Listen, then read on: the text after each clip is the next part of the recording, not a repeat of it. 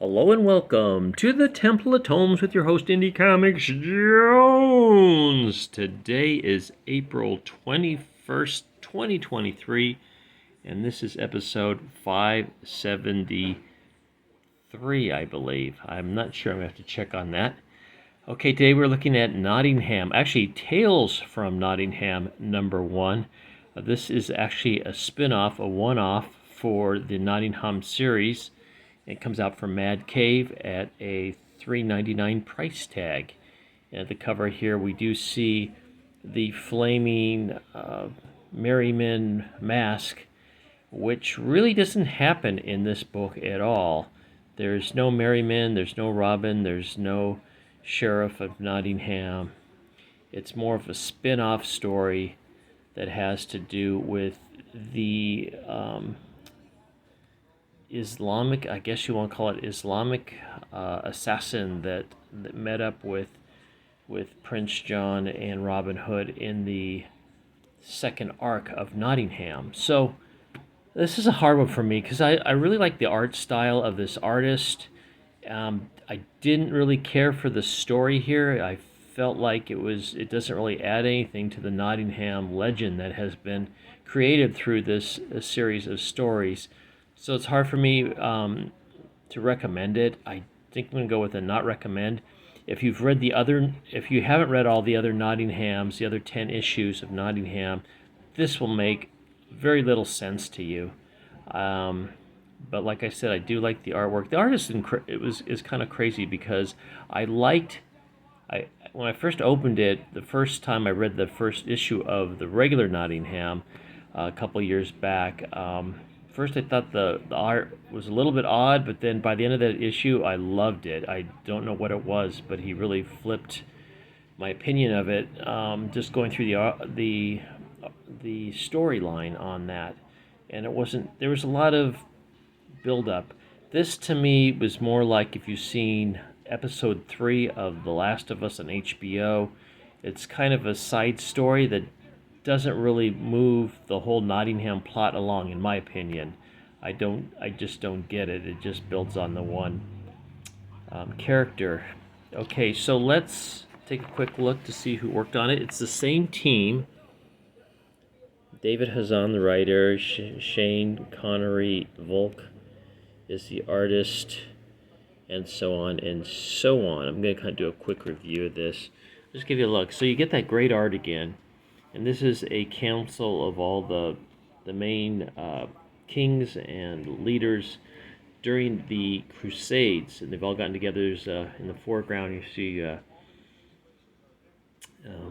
King Richard the Lionheart, and then there's the King of France there, and some others. And they talk about how they had to elect one leader. And there's this whole conspiracy going on. The story's being told, I believe, by the assassin's mentor. And it shows the assassination of the leader that has been selected. So yeah, the art, I just love this art in it. And it shows them chasing down the assassins, and the one is caught. The woman is caught. Her husband is the other assassin, so they're like a team. And get a little showing their, I guess, consummating their marriage as they have trained together, lived together, fought together, and killed together.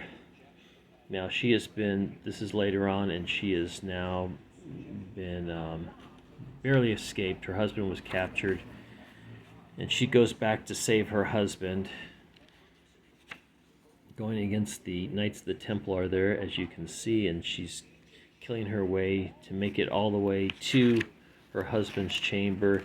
By the time she finds him, he's kind of not happy that she has found him, because he is no longer the man he once was. He's been tortured and ripped up, and